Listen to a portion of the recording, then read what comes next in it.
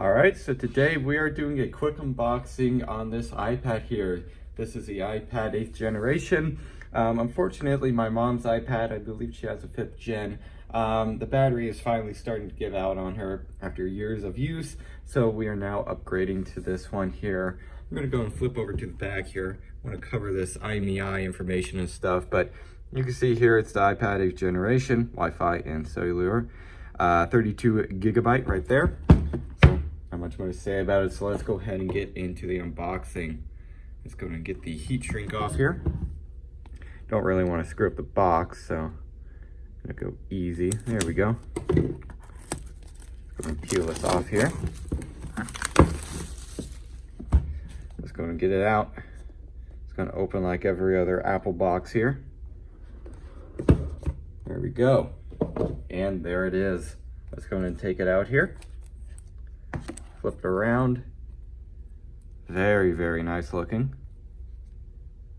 Just gonna set this over here. And then here is the documentation right in there. And then we also have, I believe, yeah, it's USB-C to lightning cable right there. And then the USB-C wall charger right there. Let's go in and turn this thing on here. Hold the power button. And there it is.